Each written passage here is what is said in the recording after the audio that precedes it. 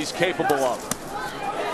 But Margarito returns fire to the body with a right hand. A lot to overcome for Cintron. Stepping up in class.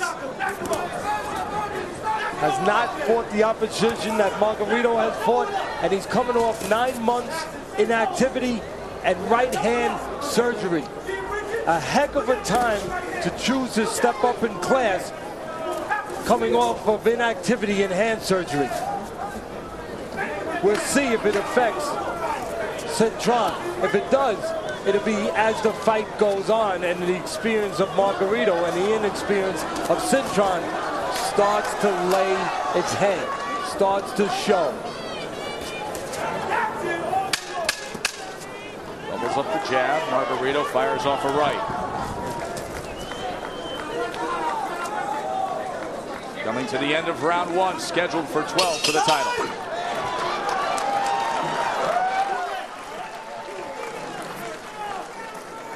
Backing up. Nice work, baby. Your Marshall eyes look good. Kaufman You know what he's doing? in the corner. When you Kermit jab, Cintron. he's going like this. He's reaching. Pop the jab, double it up, feint with the jab, and come with the big lead hook. All right, but stay tight. All right? Nice work, baby. All right? Don't get away from that jab. Keep him backing up on his heels. All right? Lean back. Relax. Deep breath. Good. Deep. The happenings with Tony Margarito and Javier Capatillo. He was actually born in California. His father's never been to one of his fights in person. We told you about the tragedy. His brother murdered a few years ago, the night before one of Tony's fights. Very tough veteran champion, Tony Margarito.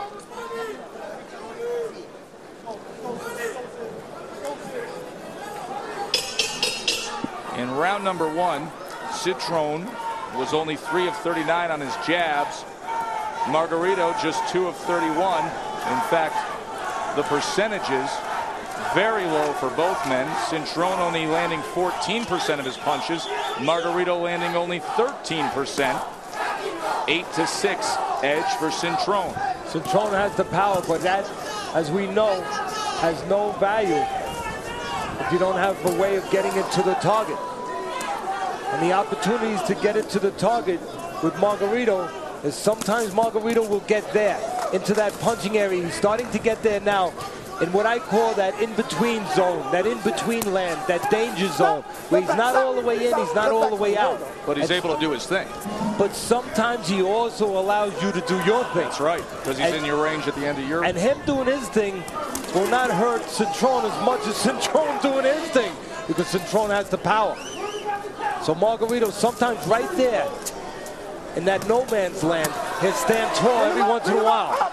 And when he stands tall in that punching area, he can be vulnerable. He's got to get all the way in or all the way out.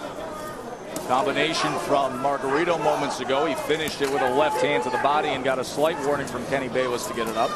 Tries to come over the top with a right hand. Both guys try to use their size that we talked about it. And make no doubt about it. They both have great sizes. We've said 2 or 3 times already for welterweights. They could easily be mistaken for middleweights. They're both trying to use their jab, establish range, distance, and keep the other guy at the end of the punches, as Margarito is doing right now to Cintron. Another nice combination from Tony Margarito. Now here comes Kermit on the inside. He put a right hand, short right hand to the head of Margarito. Now they're swinging away. That's what Cintron wants. He wants a little havoc. He's a less experienced guy. He doesn't want things to go stable necessarily. He wants to have a chance to do what he does, show the power. And if just he's a little unsteady, a little choppy, he's got a better shot to show that. Don't forget, the rap on Margarito is that he's a slow starter. Teddy, you were saying we'll see if Cintron can take advantage of that early. Hasn't necessarily happened. In fact, here in this second round, maybe a glimpse that Margarito may start sooner than he typically does. Well, Margarito will give up his height. It doesn't take him long to do that. He's a fighter, and he shows that. He'll come in, even though he can stay outside with that wingspan, he'll come in. And when he comes in, that's where he could be vulnerable, especially if he gets too close when he throws that jab. He could be vulnerable with the right hand. Stop! Stop! Step back.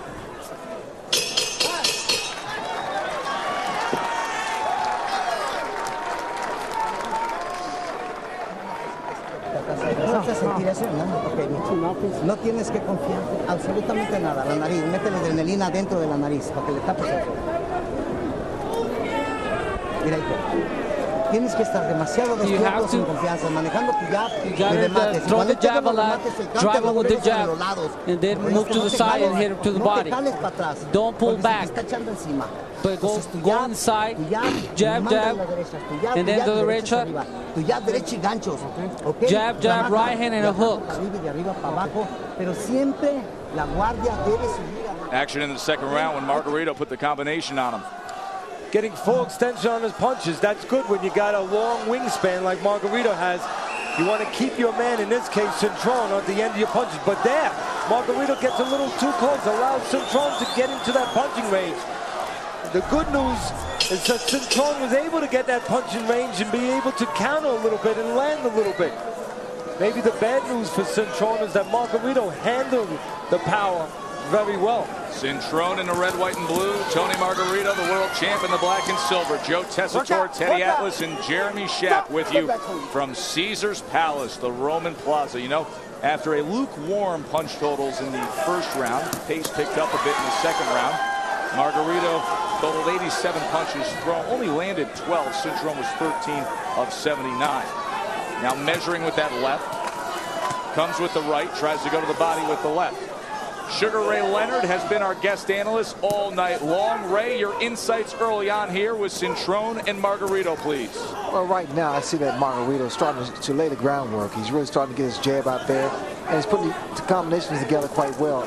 Cintron is still trying to find his way. I think he's trying to land that big punch, a right hand of his, but he has not found his target too many times. Hey, Ray, it's Teddy here.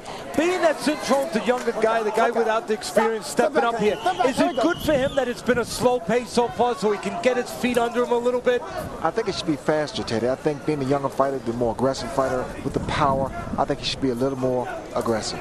But is it good in one part that he's maybe able to get over the shakes? You know, that he's just able to get his bearings and settle down and maybe start to pick it up a little bit? But, you know, surprisingly, Teddy, he seems very poised to be, you know, that young and that inexperienced. He's holding his own. Yes, he does. Maybe one of the reasons he's poised is he's been able to get a little bit of a landscape that's been calm, where he's been able to kind of get his legs under him a little bit. Well, he's taking a big step here now. I tell you what, he has to prove himself. Sugar Ray will catch up with you down the road. Round number 3 scheduled for 12. You know, I got to give Margarito, or actually Cintron, a little credit here. Right now, he's not just behaving like a puncher. That's why he's doing well. Oh, Margarito gets him that time, Teddy. Yeah, but Margarito's doing well right now, but he's in that punching area when he's doing it. He cannot get lax or careless, and there's a bad cut over the right eye exchange, Teddy, of Cintron. Are they Kenny Bayless is bringing him right over to Dr. Margaret Goodman. That cut was caused by a punch, and it just started spurting blood. Well, it's difficult enough stepping up in class the way Cintron is in this spot with an experienced guy like Margarito who's been there before. Now add to the equation that he's cut. A lot to ask for the 25-year-old Cintron. But the one good thing in his favor, he's got that eraser. He's got power. So a bad cut over the right eye opened up here in round number 3. Good combination from Tony Margarito. And Cintron has an uphill battle ahead of him.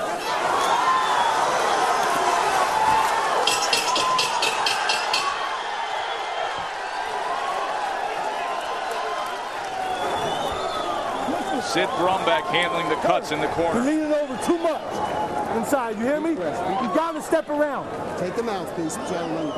Take the mouthpiece, thank you. It's fine. You gotta step around. You gotta pump the jab, you hear me? Back that jab up. Back him up with the jab. Let's see the cut. And let that right hand. Teddy, the attack that opened up the cut from Antonio Margarito coming in on Kermit Cintron.